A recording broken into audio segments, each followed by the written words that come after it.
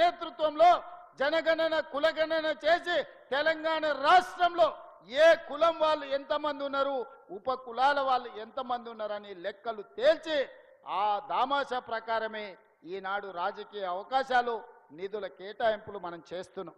మనం చేసిన కార్యక్రమం వల్ల నరేంద్ర మోడీ గారి మీద ఒత్తిడి పెరిగి ఇప్పటి నుంచి ఈ దేశంలో జరగబోయే జనగణనలో కులగణన చేయాల్సిన తప్పని పరిస్థితి మోడీ గారి మెడలు వంచి చేసిన ప్రభుత్వం తెలంగాణ ప్రభుత్వం. మన ప్రభుత్వం 2 ఏళ్లలోనే ఇన్ని విజయాలు సాధించడం, సామాజిక సమస్యలను పరిష్కరించడం, సంక్షేమ పథకాలను అమలు చేసినాం, రాష్ట్రాన్ని అభివృద్ధి పదం వైపు నడిపించడానికి ఈరోజు భారత్ ఫ్యూచర్ సిటీని నిర్మించుకుంటున్నాం, మెట్రో రైలు విస్తరణ చేసుకుంటున్నాం, మూసీ రివర్ డెవలప్మెంట్ అథారిటీని ఈరోజు మనం నిర్మాణాలు చేసుకుంటున్నాం, రీజనల్ రింగ్ రోడ్డు నిర్మించుకోబోతున్నాం, రేడియల్ రోడ్స్ను నిర్మించుకోబోతున్నాం, మచిలీపట్నం పోర్టుకు రోడ్డు వేసుకోబోతున్నాం, బెంగళూరుకు గ్రీన్ ఫీల్డ్ హైవే ఈరోజు నిర్మించుకోబోతున్నాం, అమరావతి పట్టణ అమరావతి నగరానికి ఆంధ్రప్రదేశ్ క్యాపిటల్ సిటీకి మనం రోడ్లు వేసుకోబోతున్నాం.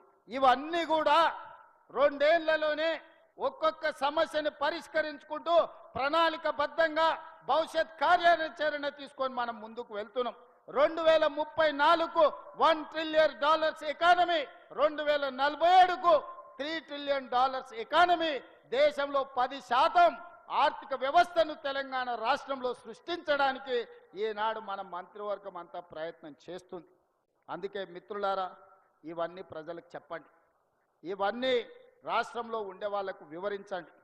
వాడో వీడో వస్తున్నాం అని ఏడికి రాడు, వచ్చేటోనికి ఇరిగింది ఫామ్ హౌస్లో వండుకున్నాడు, ఇంక వచ్చేటోడు ఎవరు లేడు, లేచేటోడు లేడు, లేచి నిలబట్టోడు లేడు, వచ్చేటోడు చెప్తే నమ్మేటోడు లేదు.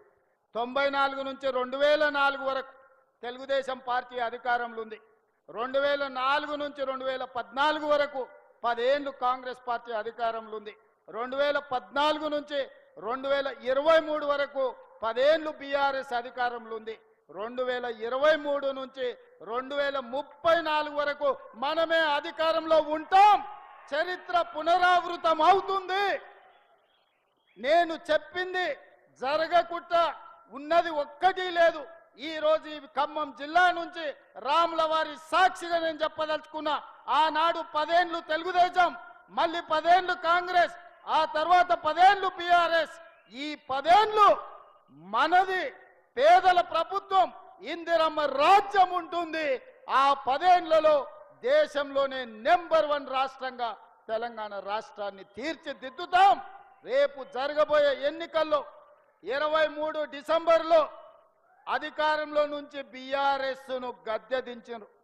2024 పార్లమెంట్లో గుండు సున్నా ఇచ్చి బొందబెట్టారు. కంటోన్మెంట్ జూబ్లీహిల్స్ ఉప ఎన్నికల్లో బోడబండ రెఫరెండం అన్నాడు. రెఫరెండం అన్న బోడబండల్నే బండ కింద పాతి పెట్టిండ్రు బీఆర్ఎస్ను, మీరందరూ చూసారు. సర్పంచ్ ఎన్నికల్లో 66% ఇచ్చి కాంగ్రెస్ పార్టీని ఆశీర్వదించారు. రేపు జరగబోయే మున్సిపల్ ఎన్నికల్లో కూడా అత్యధికంగా 70% పైగా ఏ విధంగా అయితే ఖమ్మం సర్పంచులు 70% గెలిపించిండ్రో రేపు కూడా ఈ ఎన్నికల్లో గెలిపించాలి. మనమందరం కష్టపడాలి, కాంగ్రెస్ పార్టీ జెండా ఎగరేయాలి. దీనికి మీరందరూ సిద్ధమే కదా? సిద్ధమేనా? సిద్ధం అన్నోళ్ళందరూ చేయి పైకెత్తండి. జై కాంగ్రెస్, జై కాంగ్రెస్.